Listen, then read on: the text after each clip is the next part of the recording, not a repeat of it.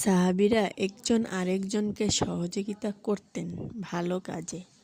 আবু হুরায়রা রাদিয়াল্লাহু তাআলা আনহু ও ছিলেন এমনই একজন সাহাবী। তিনি রাতের প্রথম ভাগে সালাত পড়তেন ও আল্লাহর ইবাদত করতেন।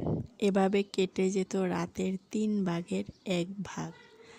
এরপর আবু হুরায়রা ঘুমিয়ে যেতেন।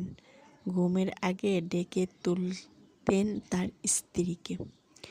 এবার রাত জেগে সালাত আদায় করতেন আবু হুরায়রার স্ত্রী।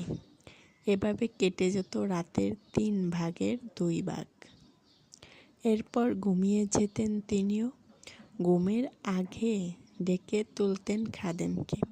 সে সালাত আদায় করত রাতের শেষ ভাগে। তাদের এই সালাত ছিল তাহাজ্জুদের সালাত। এভাবে সারা রাত ধরে ইবাদত বন্দেগী চলত আবু হুরায়রার বাড়িতে। কত সুন্দর ছিল তাদের সহযোগিতা। তারা একে অন্যকে সাহায্য করতেন আল্লাহর ইবাদত ও আনুগত্যের কাজে। আল্লাহ বলেন, মুমিন নারী পুরুষ একে অন্যের সহযোগী। তারা ভালো কাজে আদেশ দেয় ও মন্দ কাজে নিষেধ করে। যুলকারনাইন ছিলেন একজন ন্যায়পরায়ণ বাদশাহ।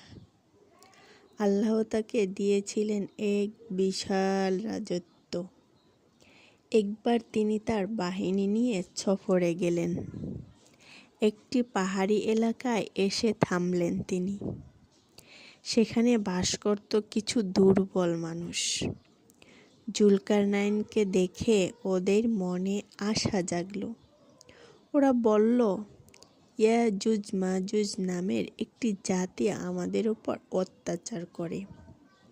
আপনি কি একটি প্রাচীর বানিয়ে দেবেন আমাদের, যেন ওরা আমাদের এলাকায় হামলা করতে না পারে? আমরা আপনাকে এর খরচ দেব। যুলকারনাইন বললেন, খরচ লাগবে না। আল্লাহ আমাকে যা দিয়েছেন তাই যথেষ্ট। তোমরা শুধু শ্রমিকের কাজ করে সহযোগিতা করো আমাকে। আমি একটি মজবুত প্রাচীর বানিয়ে দেব। একথা শুনে সবাই খুব খুশি হলো। তারা একে অন্যের সহযোগী হয়ে প্রাচীর বানানো শুরু করলো।